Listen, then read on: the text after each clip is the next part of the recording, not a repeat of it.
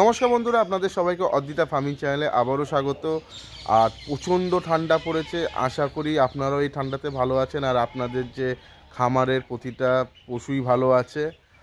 আর এই মানে আমার এতটাই কাজের চাপ রয়েছে যার জন্য আমি রেগুলার বেসিক ভিডিও দিতে পারছি না। আমি যতটা পারি চেষ্টা করি যে আমি ভিডিও বানানোর। আর তার সাথে সাথে হচ্ছে যেহেতু এখন প্রচণ্ড ঠান্ডা, একটু ব্যস্তই রয়েছি এই মুরগি ছাগল নিয়ে, কারণ এই সময়টা তো জানেনই যে মানে ওদেরকে অনেকটাই মেনটেন রাখতে হয় যাতে ঠান্ডার থেকে যেন দূরে রাখা যায়।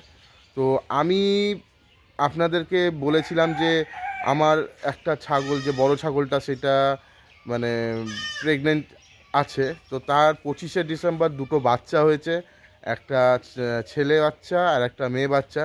তো আজকে আপনাদেরকে আমি সেই বাচ্চাগুলোকেই দেখাই। এই যে এই ছাগলটা প্রেগনেন্ট ছিল 25শে ডিসেম্বর, এই ছাগলটারই দুটো বাচ্চা হয়েছে। এই পাশের যে বাচ্চাটা দেখছেন এটা হচ্ছে ছেলে বাচ্চা, আর মেয়ে বাচ্চাটা রয়েছে ওই ওদিকে বাইরের দিকে রয়েছে।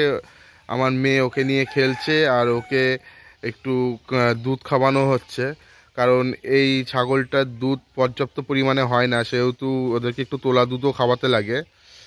আর এও মোটামুটি 3 মাসের এখন প্রেগনেন্ট, এরও আর 3 মাস পর বাচ্চা হবে। তো সত্যি কথা বলতে বাচ্চাগুলো খুবই ভালো হয়েছে, বড় সড়ো বাচ্চা হয়েছে, সুন্দর বাচ্চা হয়েছে, সুস্থ সবল। যেহেতু এখন একটু ঠান্ডা, একটু ঠান্ডার মধ্যে গুটিয়ে শুটিয়ে রয়েছে, রোদের মধ্যে রয়েছে। আর একটা যে মেয়ে বাচ্চা সেটাও আপনাদেরকে দেখাই।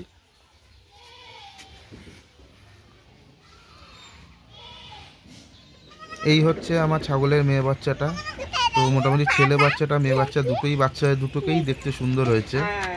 আর এখন এদেরকে এই মাঠের সামনে যে মাঠটা আছে মাঠে বের করে দিচ্ছি, কারণ রোদ উঠেছে। তো এই রোদের মধ্যে এখন সারাদিন থাকবে, তারপরে বিকেলবেলায় আবার ঘরে ঢুকিয়ে দেবো।